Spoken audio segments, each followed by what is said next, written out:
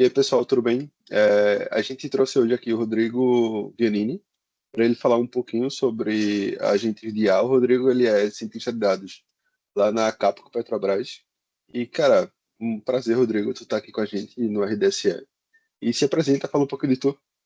Beleza. Prazer é todo meu, Caio. Obrigado aí pelo convite. É, Sou o Rodrigo, né, como o Caio já disse, trabalho na Petrobras, né, como cientista de dados, barra engenheiro de machine learning.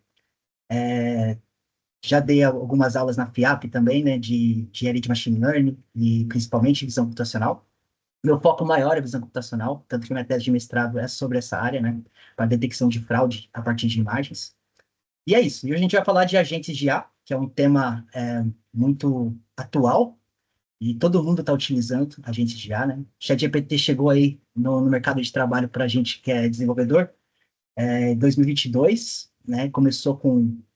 Não tinha nem versão do ChatGPT, né?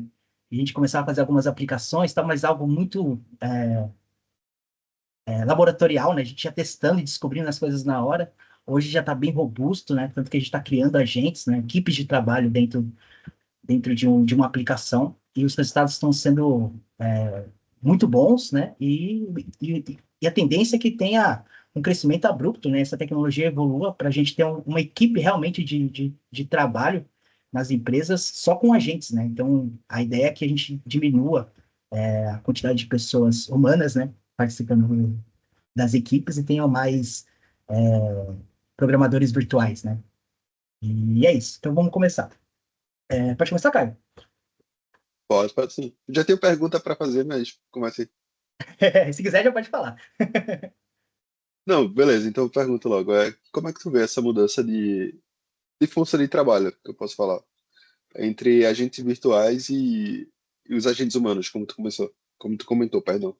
Cara, eu acho que isso é histórico, né? A cada revolução industrial, a gente muda a maneira de trabalhar. Todo mundo acha que a gente vai perder os empregos para as máquinas, e na verdade não há, apenas uma adaptação, né? E a gente acaba tendo que. Algumas profissões deixam de existir e começam a surgir novas, né? E aí vai depender do quanto as pessoas estão dispostas a aprender um ofício novo ou se adaptar a essa nova era, né? Então, assim, eu vejo com muito bons olhos, porque um agente, ele faz muito mais rápido do que o humano, né? Quando você cria múltiplos agentes, como eu vou falar aqui, a gente tem um trabalho muito mais eficiente, muito mais direto, né? Então, o raciocínio dele é muito mais rápido do que o humano, as funções são já pré-estabelecidas, né? O que a gente perde é na questão de criatividade. Então, eu acredito que, por enquanto, né? Não sei lá no futuro, né? Tudo, as coisas evoluem tão rápido que a gente vive se surpreendendo com as novas tecnologias. Mas hoje eu acho que quem está seguro no seu trabalho assim, sem se preocupar em adaptações, é as pessoas que trabalham com criatividade. Então, que depende muito da criatividade, que isso é uma coisa humana, né? E relações interpessoais, né, que RH, acho que essas pessoas estão um pouquinho mais seguras com relação à adaptação de novas tecnologias. Agora, todos nós de engenharia, de dados, de desenvolvimento, a gente tem que estar sempre com o olho bem atento que a qualquer momento a gente vai ter que se adaptar a assumir um novo cargo, né? Tanto que há pouco tempo, né, surgiu essa nova área, né, que é engenheiro de prompt, não existia. Hoje é recente, né? Então, tem muitas empresas que só contratam engenheiro de prompt.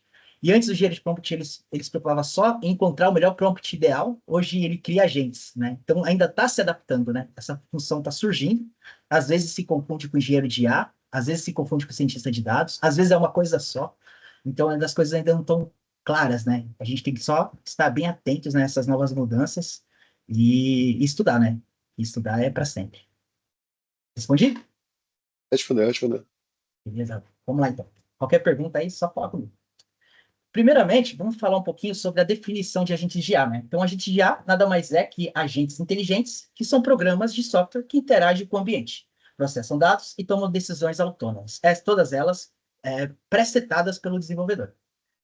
Então, ela é baseada em um sistema simples, com regras e modelos avançados de aprendizado de máquina, né? Aqui a gente não treina um modelo, a gente pega um modelo que já é pré-treinado, uma LLM, um difusor, né? Que LLM é relacionado a texto, o difusor é relacionado à imagem, e tem os diálogos que eu, sinceramente, eu não me recordo o nome. E ele simula comportamentos inteligentes, né? Tudo dentro de uma programação. Vários if elses ali condicionando a aplicação que a gente está querendo desenvolver. E o objetivo principal é tomar as ações necessárias para alcançar os objetivos, né? Então, encontrar uma informação dentro de um arquivo de texto, encontrar a melhor imagem possível, classificar a melhor imagem possível, identificar, extrair OCR, interpretar todas essas extrações. Então, a gente pode fazer tudo, vai depender muito da nossa criatividade. Então, baseado na pergunta que tu fez e na minha resposta, que eu falei que quem trabalha com criatividade está bem seguro, de repente, a gente de dados, se a gente desenvolver mais a criatividade, nosso trabalho está bem seguro, né? Se a gente for aquele programador que só tira pedido, aí nosso emprego tá em risco. Então, a gente tem que sempre pensar fora da caixa para a gente desenvolver aplicações cada vez mais criativas, cada vez sempre entregar mais, né? Sempre buscar entender o problema e entregar de fato o que o cliente. Sempre não entregar o cliente pede. Que a gente tem que atender as expectativas e as necessidades do cliente, mas a gente pode superar todas essas expectativas com um toquezinho de criatividade, né? Um olhar um pouco mais aprimorado para a regra de negócio. Então, Não, perfeito.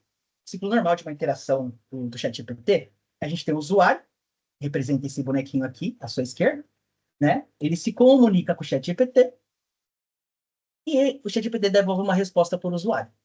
Esse aqui é o ciclo comum, né?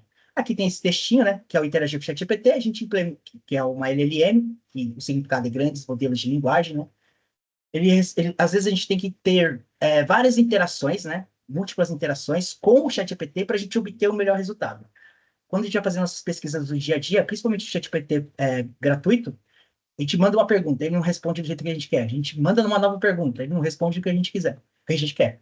E a gente vai pedindo, pedindo, pedindo, pedindo, até a gente encontrar o prompt ideal e ele devolver a resposta que a gente está buscando, né? Então, é uma questão de tentativa e erro e aprendizado com o nosso texto para a gente conseguir extrair aquele melhor resultado, né? Então, é um ciclo normal, são várias interações entre usuário e máquina, entre usuário e máquina, e isso vai acontecendo de maneira cíclica, né?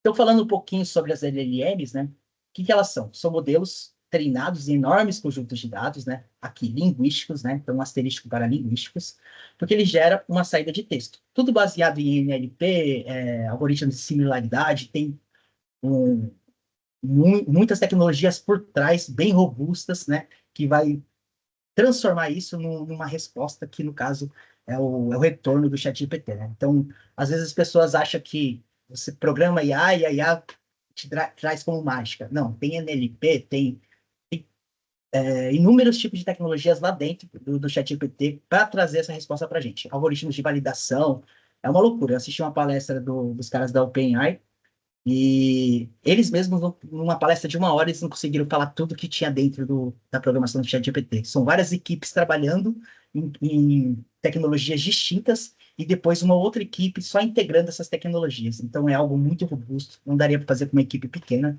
é uma equipe muito grande, né? Então, geralmente, ele é baseado em aprendizados de máquina supervisionado e não supervisionado, né? Principalmente supervisionados. Mas antigamente, no início, era só aprendizado de máquina supervisionada. Hoje eles usam não supervisionados também. Elas são capazes de criar novos conceitos e ideias que não foram introduzidos em seu conjunto de treinamento. Isso tem um asterisco, né? Às vezes, com essa frase, a gente acha que a gente manda uma mensagem para o ChatGPT e ele traz uma coisa nova, né? Algo que nunca foi pensado antes. E, na verdade, não. Ele pega um conjunto de dados com aquelas informações similares, cruza aquelas informações, vê o que tem similaridade entre elas e devolve um retorno. E às vezes esse retorno dá a sensação que é algo novo, inovador, que ninguém nunca pensou. Não, né? Na vida nada se cria, tudo se copia, né? E tem uma questão da transformação, né? Então ele muda um pouquinho aquele texto e traz para a gente uma resposta que vai dar essa impressão de algo inovador e na verdade não é. Tudo é baseado nos dados. Porque aí ainda não é consciente, né? Agora, a gente vai falar Será? daqui. Pode falar. Será que ainda não é consciente? Ah, eu acho que difícil ser consciente hoje em dia, né, cara? Acho difícil, né? Tem essa discussão, mas você vê umas notícias, né? Tipo, IA na China é, tá tá disseminando um discurso para as pessoas se demitirem. Cara, não tem como fazer isso. É tudo programado, cara. Não tem como. A gente não tem tecnologia para isso. A gente ainda não consegue ter tecnologias para a gente produzir mais energia de uma reação nuclear, né? Uma reação de fusão nuclear ainda. Você acha que a gente vai conseguir fazer isso com IA? Eu acho muito difícil. Eu nem sei se a gente vai Rapaz, estar vivo para ver eu isso. tenho minhas teorias, eu tenho minhas teorias. É, eu vou querer saber dessas teorias, cara. No final daqui a gente pode discutir isso, vai ser bem legal. Beleza. Aí aqui falando um pouquinho sobre o ciclo, né, de interação de agentes de IA, que é um pouquinho diferente do que a gente usa no ciclo comum. Aqui a gente tem um robô, não é mais um humano. Ele interage com o ChatGPT dá a resposta para o robô.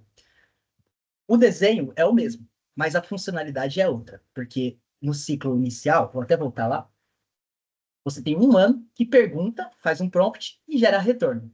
Esse humano olhou, não gostou daquela resposta, manda uma resposta, uma pergunta nova, o ChatGPT dá um novo retorno, até chegar na resposta que a gente deseja. Aqui o robô já está pré-setado com várias informações, né, que a gente já pré-estabeleceu, e ele vai fazer diversas interações com o ChatGPT de maneira automatizada, baseado nessas descrições, e já vai trazer para a gente a melhor resposta possível. Se ele não trouxer a melhor resposta possível, provavelmente tem algum erro de definição das funções que esse agente deveria executar. Então, aqui, né, nesse textinho, né, com o AI Agents, queremos que as interações com LLMs rendam resultados que desejamos com pouca ou quase nenhuma interferência de humanos, né? Então, quando que a gente interfere? Quando ele não está devolvendo uma resposta legal, a gente tem que mexer na programação dos nossos agentes, né? Do nosso robozinho. E agora a gente vai falar um pouquinho de múltiplos agentes, né? O que seriam múltiplos agentes? Seria a gente pegar e criar uma equipe desses pequenos robôs, né? Então, a gente vai especializar em diferentes papéis. Cada um desses robozinhos vai ter uma função específica. E eles vão ter um papel dentro da nossa aplicação. Então, nesse caso aqui, nesse exemplo, a gente tem um pesquisador, que ele vai entrar numa base de dados e vai pesquisar tudo que tem naquela base de dados. Aí vai ter o escritor, que ele vai escrever baseado no prompt que nós enviamos para a nossa aplicação. E antes dele devolver para a gente, vai ter um outro agente que vai revisar se esse texto está coerente, se está dentro das regras, por exemplo, do português, se tem e pode retirar, de repente, alguma linguagem técnica e deixar uma linguagem um pouco mais popular. Então, vai depender muito de como você vai programar. E depois esse revisor vai mandar essa resposta aí, né, pro, pro nossa aplicação e vai ter o retorno. Beleza. Um pouquinho do futuro, né? Com a convergência das tecnologias, né, os agentes de IA não têm o potencial de somente substituir tecnologias, mas sim substituir o mercado de serviços. Era o que a gente estava falando, né? Vai ter uma hora que isso vai estar tão robusto que a gente não vai precisar, por exemplo, de um planejador. A gente não vai precisar de um analista de projetos. Isso entre aspas, né? Se for aquele analista de projetos que identifica um problema, já traz várias soluções, aquele cara que mostra que ele é criativo, que ele mostra que ele se preocupa com as regras de negócio, que ele pensa fora da caixa, esse cara nunca vai ser substituído. Agora, aquele profissional comum que faz aquele trabalho mecânico, facilmente vai ser substituído por um agente de IA, ou no futuro próximo, ou no futuro um pouquinho mais demorado, né? Aqui, a gente tem um exemplo, é só um minutinho, a gente tem um exemplo de algo que já está acontecendo, né? Eu não sei de onde que é esse anúncio, mas eu achei ele bem legal. Peraí, eu vou abrir ele aqui. Ele está no antigo Twitter. Deixa eu ver se ele vai. Tomara que ele abra. Eu estava abrindo até agora. Peraí, deixa eu colocar aqui a minha. Eu estava abrindo até agora, cara. Quando a gente vai fazer ao vivo, tudo gera nossos complicadores. É, verdade. Ah, só um minutinho. Deixa eu ver se eu ainda lembro da senha do Twitter. Agora é X.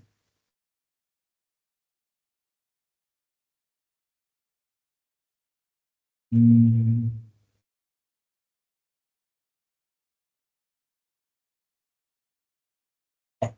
acho que eu não vou conseguir abrir, mas eu vou disponibilizar aqui o material e vocês conseguem ver. Na verdade, isso aqui era para aparecer aqui para a gente. Mas aqui, o que seria esse vídeo aqui? Vou contextualizar, mas depois é só entrar nesse site aqui, aí com o login do Twitter de vocês, vocês conseguem visualizar. Aqui o cara pega o celular, ele, ele pega, liga para um número, e esse número tem um agente de IA falando com ele.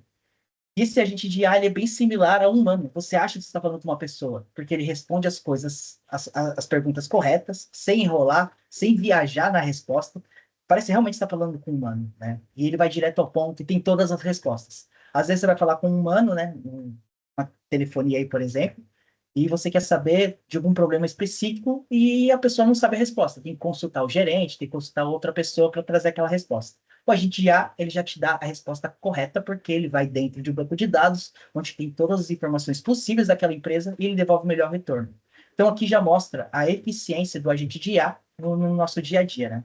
Então, depois, deem uma olhada aqui ó, nesse link, né? Acessem ele pela conta do Twitter, do X, né? Que aí vocês vão ver que é bem legal. Um vídeo bem curtinho, não demora muito tempo, não. Aí, falando de solo... Pode falar. Alguma coisa? Não, acho que Ah, deu retorno do de Kakaroto, mas show. Aí, falando um pouquinho sobre as soluções que a gente tem de agente de IA hoje em dia, das grandes empresas, né? Nós temos o Microsoft AutoGen, nós temos o Vertex AI, da Google, e temos o Amazon Bedrock. Desses aqui, eu só usei o Amazon Bedrock, né? Testei ele. A gente não, até o momento que eu testei, tem mês e meio, 2 meses, nós não tínhamos a possibilidade de criar múltiplos agentes. Nós conseguimos criar apenas um agente, né? Isso vai evoluir, né? Mas por enquanto, até o momento, quando eu estudei sobre isso, né? A gente teve um treinamento da Petrobras com a equipe da Amazon, e nós questionamos isso, né? Eles só poderiam criar um agente. E a gente optou por não seguir com a Amazon por causa dessa questão de ter um agente só, porque lá a gente trabalha com múltiplos. Quando a gente quer trabalhar com múltiplos agentes, a gente usa essas três tecnologias combinadas, né? O LangChain, o Creo AI e o ChatGPT. Então, a gente vai à prática agora, tá? Depois eu vou disponibilizar esse material aqui para o Caio disponibiliza para quem tiver interesse. Então, aqui, deixa eu só resetar o kernel, que eu sempre esqueço disso. Beleza. Aqui, né, eu criei um agente simples para a gente entender, né, esses conceitos. Esse agente ele não pesquisa uma base de dados própria, ele pesquisa a base de dados do próprio ChatGPT, né? Eu tinha até preparado um que pesquisava um banco de dados próprio, mas eu tive uns problemas aí de acesso aí com um computador corporativo e acabou dando problema. Eu fiz um negócio mais simples para poder apresentar. Mas aí um desafio para quem tiver em casa, né, quem estiver estudando aí, vendo esse vídeo, é tentar criar esse modelo. No meu GitHub tem esse modelo, né, que consulta uma base de dados. De repente vocês podem dar uma olhada lá e fazer exportar esse código e testar na máquina de vocês. já Então manda aqui, depois o link, porque daí eu já compartilho com o pessoal. tá bom, tá no final desse notebook, eu deixei aqui os links, tá? Então, para facilitar. Beleza. Então, o que a gente vai fazer aqui? A gente vai fazer uma integração com a API do OpenAI com múltiplos agentes e criando uma equipe desses múltiplos agentes, né? Então, aqui queria uma historinha, né? Imagine que você é o gerente de uma pequena empresa chamada Tech Solutions e você está sempre procurando maneiras inovadoras de melhorar os processos internos. E decidiu explorar como a inteligência artificial pode ajudar a sua equipe a ser mais eficiente, né? Aí um dia você ouve falar sobre a API da OpenAI, que permite interagir com modelos avançados de linguagem, né? Aí tem vários tipos, né? Tem o Interview, tem o OpenAI ou o Mini, tem uma porrada, né? Você consegue utilizar. Tem o Canvas agora. Então, de acordo com o objetivo, você vai usar um tipo de tecnologia que o ChatGPT tem, um dos modelos do ChatGPT. Então, você decide criar uma aplicação que pode simular uma equipe de trabalho virtual, onde diferentes agentes possam fornecer insights sobre um tópico específico. Esse tópico específico nada mais é que o prompt. Tá? Então, aqui eu criei um índice, né, para depois orientar vocês na hora de estudar. O que a gente faz primeiro, né? Antes de começar, precisamos instalar as bibliotecas que estão disponíveis por padrão no Python.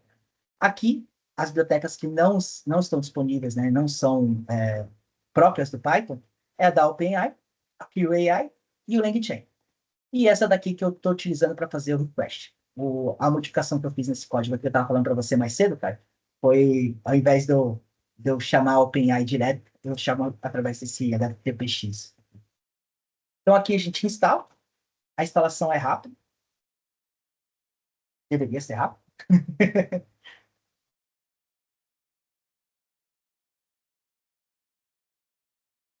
Enquanto vai rodando aqui, o Caio vai cantar uma música para vocês. Ah, pronto, já foi. Não vai precisar o Caio cantar uma música. Beleza. Depois, a gente vai importar essas bibliotecas, né? Que a gente vai utilizar. É uma boa prática a gente sempre importar no início do nosso código, porque se a gente identificar algum problema de versão, alguma biblioteca não tiver setada com a versão, a gente sabe onde consultar sem precisar passear pelo código inteiro. Às vezes tem códigos que são gigantescos, né? E isso faz a gente ganhar tempo, né? Então, para usar essa API, a gente precisa ter uma chave de acesso, né? E aqui eu deixei ela nesse arquivo, api underline case.txt. Essa chave, ela é individual, né? Então, eu pago o ChatGPT, tenho direito a criar algumas chaves, né? Não vou disponibilizar porque tem um custo, mas quem tiver assinando o ChatGPT, vocês conseguem entrar aqui e pesquisar essa chave.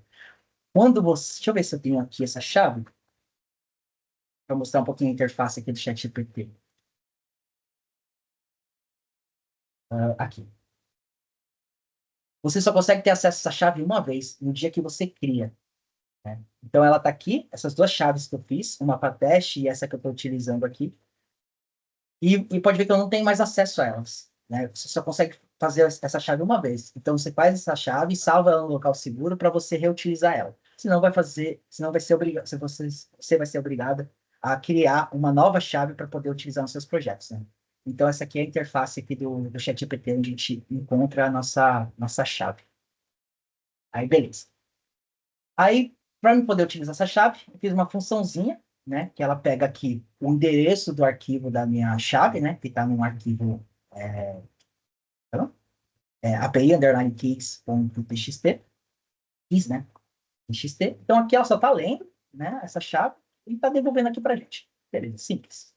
Depois que a gente definiu a chave e os cabeçalhos necessários, vamos realizar as requisições. Aí aqui eu estou usando as requisições. Estou passando aqui o endereço da minha API, do meu arquivo, e estou salvando ela numa variável de ambiente. Beleza, somente isso. E estou aqui passando a URL do ChatGPT. É aqui que a gente conecta a nossa aplicação com o ChatGPT. Depois disso, a gente vai implantar uma função que solicita a API, né? Solicita essa requisição e ela verifica se há casos de falha de conexão. Então, é uma boa prática sempre a gente avaliar se a nossa requisição ela está vindo da maneira correta, né? Ou se está vindo algum erro. Então a gente já testa isso no início para a gente não ficar programando, e lá no final a gente descobre que tem um erro, a gente vai ver que tem um HTTP 404, alguma coisa, e a gente vai corrigir. A gente já corrige isso logo no início, né? Então, essa aqui é uma função que eu uso sempre, né? Então, não precisei criar nada novo, né? Então, também é legal vocês terem uma biblioteca de funções, né?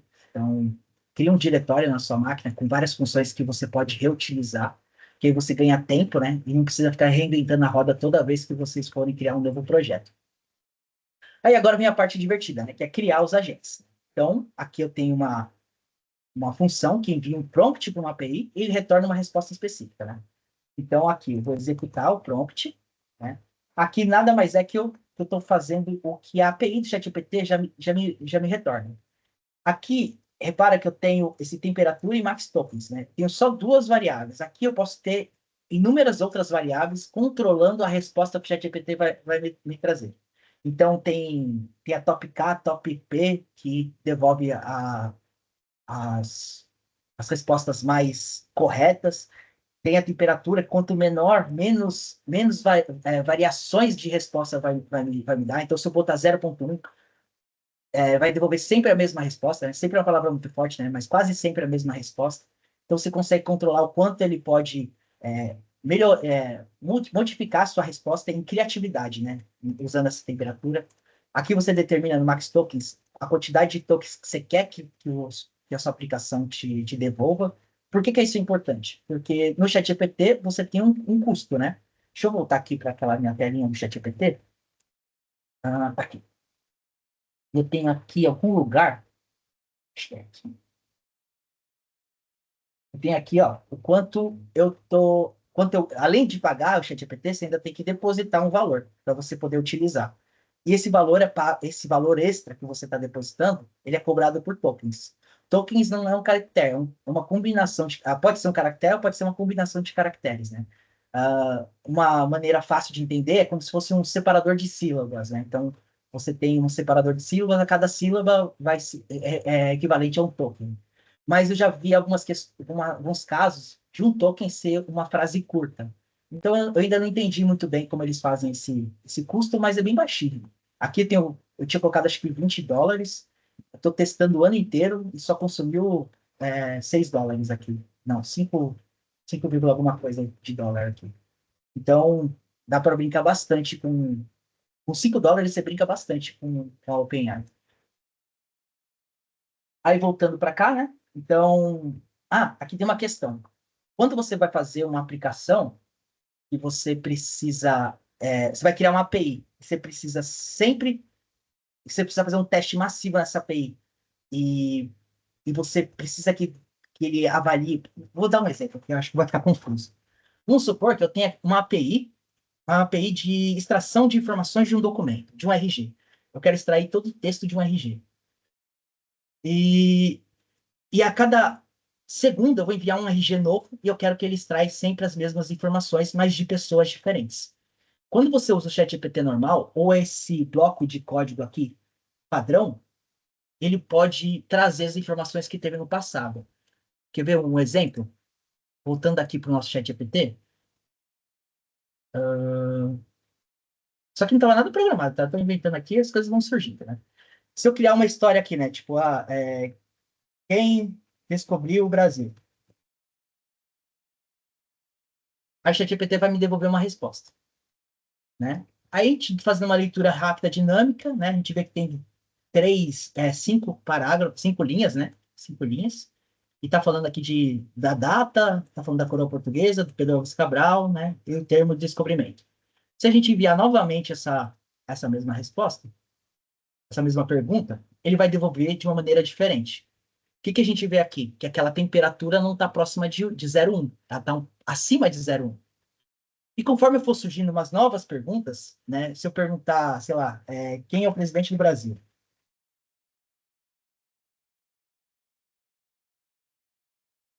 Eu não gosto de política, então normalmente eu não sei quem é. Aí aqui ele falou, né? Que é o presidente Lula, tal, tal, tal, tal.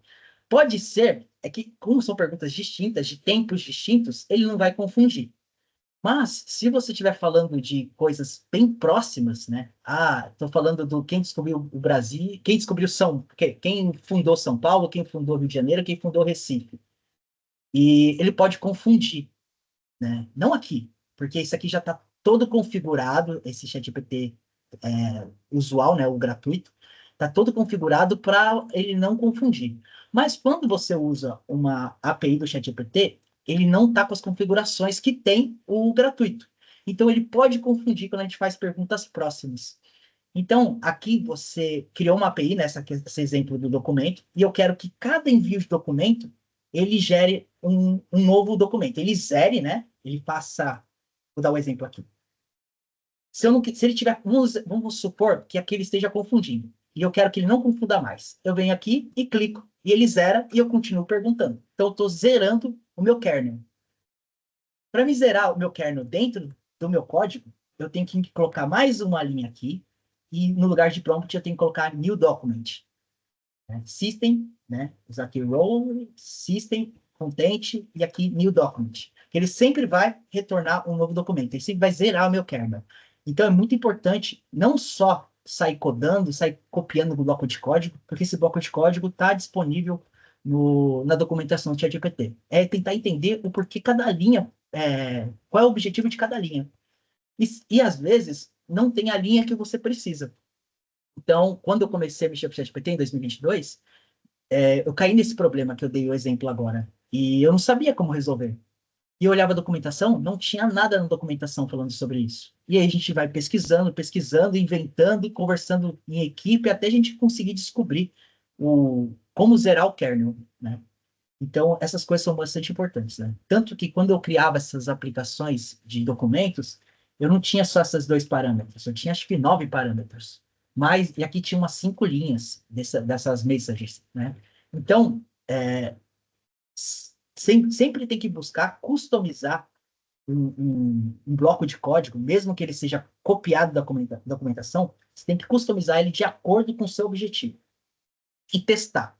E testar não é fazer teste unitário, é fazer teste massivo. Então, testa unitariamente, depois testa massivamente, faz um gráfico de quanto ele está acertando, verifica a assertividade, identifica os pontos de melhoria e trabalha nos pontos de melhoria, antes de enviar para a galera de QA, né? Para os testers. Então, faz todos os testes possíveis e sempre lembre de testar massivamente. Fugi um pouquinho aqui do objetivo, mas é algo bastante Rodrigo, importante. Falei, eu tenho uma pergunta.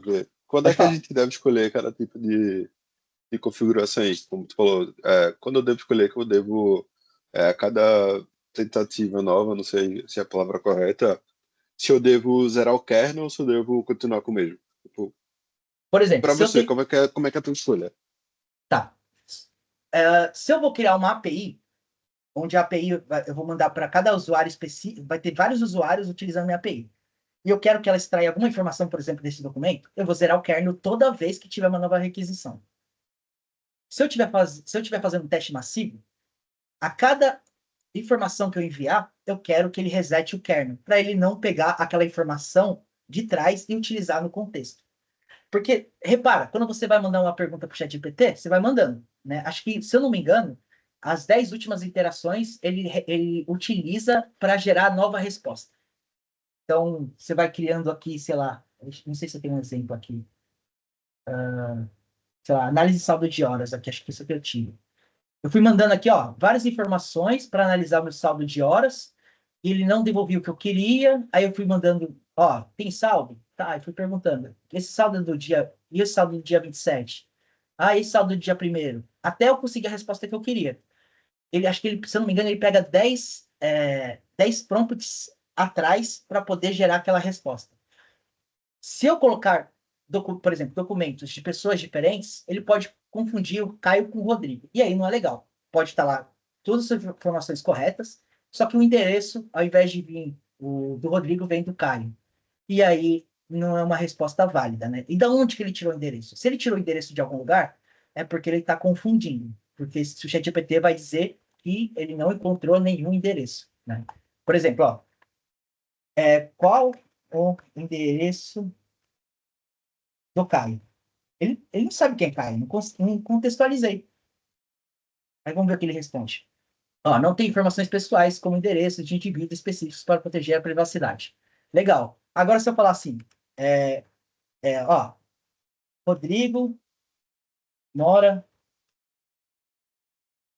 na rua Chico Xavier, em Niterói, no Rio de Janeiro.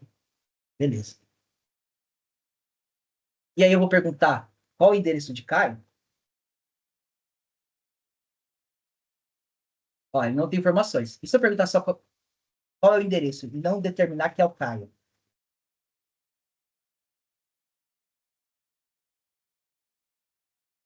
Ele não tem essa informação específica. Mas, às vezes, ele pega o endereço que eu coloquei aqui do Rodrigo e ele vai colocar a rua Chico Xavier em Niterói.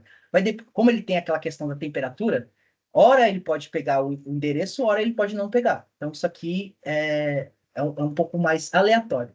Quando você vai configurar, você precisa já sempre resetar o kernel para ele nunca confundir com o endereço anterior, né? Então, se eu coloquei o endereço do Rodrigo, ele tem que pegar só o endereço do Rodrigo, resetar o kernel e depois ele vai pegar o endereço do Caio, se eu enviei o documento do Caio logo em seguida. Então, é sempre assim.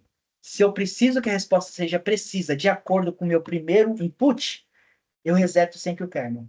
Se eu preciso que a minha resposta seja baseado em prompts anteriores, eu não reseto o kernel.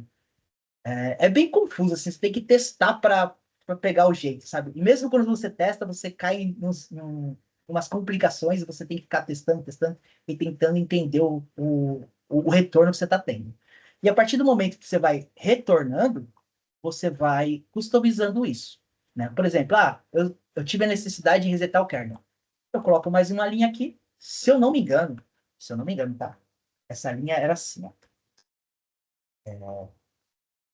System, e aqui era...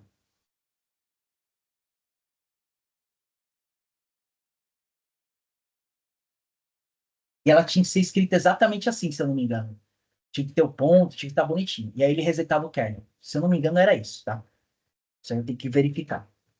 Teve casos de eu precisar criar um looping aqui, né? Onde, para uma determinada característica, eu usava o ChatGPT for all. Para uma determinada característica, eu usava o preview. Então, você tem que conseguir setar as informações corretas, tem que ir configurando de acordo com o que for surgindo as necessidades, né? E às vezes você não tem uma fórmula de bolo. Sempre que você quiser trabalhar com prompt, você vai colocar essa linha. Beleza. Isso é algo que é real, porque está na documentação. Qualquer linha que não tiver na documentação, que você for incluir, é algo específico para o problema que você está trabalhando. Então, é tentativa e erro, muita pesquisa, Stack Overflow, ChatGPT e rezar, pedir um milagre para Deus, que às vezes é só assim que a gente resolve. Responde, Thiago. Respondeu. Tá. Qualquer coisa vai perguntando, porque às vezes eu me embolo Não, até, ficou muito bem explicado. Ficou e às muito bem vezes eu fico explicado. pensando milhões de coisas, eu acabo respondendo uma coisa, viajo pra caramba, eu falo muito, então. Viajou. Até chamou o Caio de Thiago, velho. Viajou. Mano, é assim Viajou mesmo. agora, velho. Não vou nem comentar isso. Não, mas você pode comentar, eu deixo. Você é um cara diferenciado. Esse que tá falando aí é meu professor, tá? É caroto.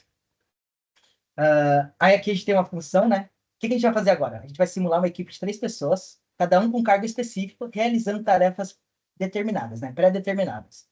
Então aqui, né, a docstring, né, só falando o que a função faz. Aqui eu criei um tópico, que é uma pergunta. Essa pergunta pode ser imputada ou pode estar pré-setada, né? Nesse caso aqui ficou pré-setada para facilitar aqui o entendimento.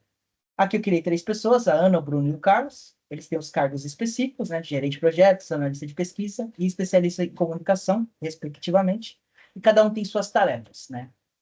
A Ana tem a análise detalhada do conceito do projeto. O Bruno, pesquisa sobre exemplos práticos de projetos e operações contínuas. E o Carlos, resumo sucinto sobre as principais diferenças entre projetos e operações contínuas. Aqui tem que se atentar em, se eu vou fazer um projeto eu vou fazer uma aplicação que é responsável por encontrar insights ou encontrar informações dentro de as práticas da PMI e de gerenciamento de projetos, eu tenho que ter agentes específicos para essa determinada função. Eu não posso ter um gerente de marketing trabalhando para gerenciamento de projetos. Não faz sentido. Quer dizer, eu acho que não faz sentido, né? Às vezes faz e eu estou falando que não faz. Então, você tem que sempre buscar encontrar uma coerência entre o cargo e, e o objetivo da sua aplicação. Beleza, é só isso. Depois que a gente criou os agentes, repara, aqui a gente tem o nome do agente, não necessariamente precisa de um nome, mas a gente precisa do cargo, né, da função, e a gente precisa da tarefa. Aqui está em uma linha só. Isso aqui pode estar para cada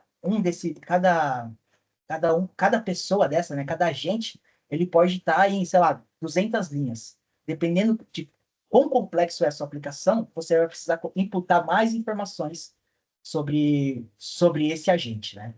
Então, eu fiz um agente para a Petrobras há 2 semanas atrás, que eram 4 agentes, cada agente tinha, acho que, em torno, assim, em média, tá?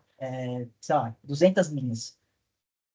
200 linhas falando da tarefa, 200 linhas falando sobre a descrição do cargo. Então, além da tarefa, eu ainda tinha que descrever o que o gerente de projetos faz, por exemplo. Então, eu coloquei lá, sei lá, 100 linhas descrevendo quais são as competências de gerente de projeto. Depois, mais 200 linhas falando sobre as tarefas que esse gerente de projetos é responsável, para conseguir ter o melhor resultado possível. Beleza.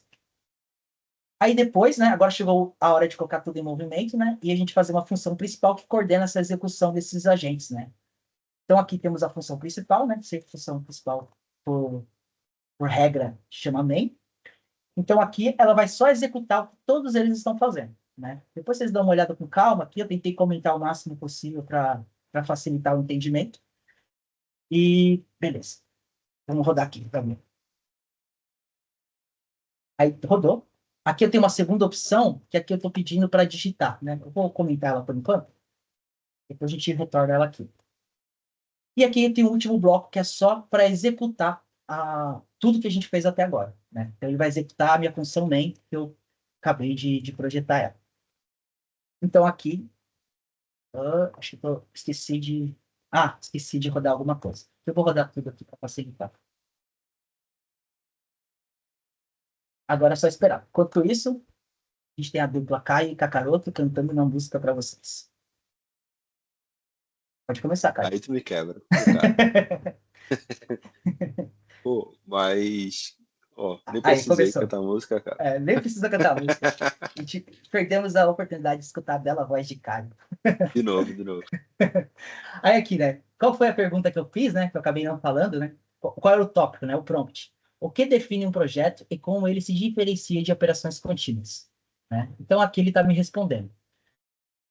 Ele vai iniciar com esse texto, né? Que está nesse print, iniciando a integração com a API da OpenAI com múltiplos agentes. Beleza. E a resposta do agente A, tem a resposta do agente B, tem a resposta do agente C. Porque aqui cada um tem uma função específica. Um gerente de projetos, outro é estrategista corporativo, outro é consultor técnico. Porém, eu posso criar uma lógica onde esses três interagem entre si e devolvem uma resposta única, né? Então, você tem essa possibilidade também. É igual eu falei, tudo vai depender da criatividade e do objetivo que você quer alcançar com a sua aplicação. Aqui eu queria ver a resposta específica de cada um, né? Mas eu posso criar uma resposta em comum. Então, uma conclusão dos três. Ou eu posso fazer tudo junto, né? Ter uma resposta para cada um e no final ter uma conclusão da equipe. Ou ter um quarto agente que vai ler o que todo mundo fez e vai tirar uma conclusão específica. Vai depender do que vocês querem fazer. Então, aqui, ó, vou ler a do agente A. Então, voltando aqui à pergunta, né, que eu já esqueci. O que define um projeto e como ele se diferencia de operações contínuas? O agente A respondeu: um projeto é um esforço temporário com objetivos específicos e prazo definido. Diferencia de operações contínuas, que são atividades permanentes e repetitivas para manter processos. Parece ser uma resposta ok. Vamos ver do agente B. Um projeto é um esforço temporário, com objetivos específicos e prazos definidos. Diferencia das operações contínuas, que são atividades rotineiras e repetitivas, sem um fim determinado. E o C? Um projeto é um esforço temporário, com objetivos específicos e prazo definido, mais ou menos igual ao que os outros falaram, enquanto operações contínuas são atividades rotineiras e permanentes para manter o negócio em funcionamento. Perceba que é a mesma resposta, só que escrita de maneiras diferentes, né? Na hora que eu mandei para o ChatGPT, eu imagino que, né, agora é um machismo, que ele deve olhar pelo cargo e dar uma resposta. Quanto maior o cargo, maior a robustez da resposta. Então, por isso que, de repente, talvez não seja a melhor estratégia utilizar dessa maneira. Talvez eu tenha que fazer como eu mencionei anteriormente, que é pegar o gerente de projeto e descrever o máximo de informações possíveis sobre as características desse cargo, para ele me devolver uma resposta específica para esse cargo, né? Vamos supor que aqui eu tenha, sei lá, um jovem aprendiz e um gerente de projetos. A resposta do gerente de projetos tem que ser muito mais robusta, com muito mais informações técnicas do que a do jovem aprendiz. Só que como que o meu ChatGPT vai saber a diferença de um jovem aprendiz e de um gerente de projetos? Eu tenho que caracterizar todas as características principais, né? Foi até redundante, ó. Pegar todas as características principais desse gerente de projetos, listar quais são elas, quais são as atribuições, o que eu espero dele, quais as tarefas que eles vão executar, dar o máximo de informação possível para o ChatGPT olhar por trás e falar assim, pô, já sei que o gerente de projetos é um cara top, né? O cara de dos maiores cargos, assim, os caras que tem bastante bagagem. E o jovem aprendiz, não. É um cara que está começando agora, né? É muito novo, não tem experiência. Então, a resposta dele tem que ser uma resposta um pouco mais próxima do popular. Então, isso aqui vai depender muito do objetivo do seu projeto. Então, é basicamente isso, né? Agora está aberto para perguntas, interações, e se o Caio quiser cantar agora, está liberado. E aqui está um pouquinho do meu contato, né? Tem meu LinkedIn, tem meu GitHub. Dentro do meu GitHub não tem esse projeto. Eu vou tentar subir ele ainda hoje, esse projeto aqui. Mas eu tenho um projeto um pouco mais robusto do que esse. Também está comentado, está tudo bonitinho. Dá para baixar lá e testar também. É isso, Caio. Não, perfeito. Eu acho que as dúvidas que eu tinha ao longo das tuas explicações já foi tirando, sabe? Eu não sei se o Kakaroto ficou com alguma dúvida, mas o que eu já tinha de dúvida eu perguntei. E o que eu não tinha de dúvida, mas foi surgindo, tu já foi explicando. Então, Eu só tenho que agradecer, cara, a tua presença aqui no RDSE foi, cara, um conteúdo muito diferente, muito que a gente não escuta, pelo menos eu não escuto falar tanto assim, sabe? Mesmo sendo da área. E que eu acho que vai agregar muito na vida de muita gente, sabe? E uma coisa, Caio, o que eu sugiro é que quem tiver a oportunidade, né, e puder assinar o ChatGPT, começa criando um agentezinho, porque, cara, às vezes você consegue utilizar isso no seu dia a dia. Eu estou criando um agente agora para ele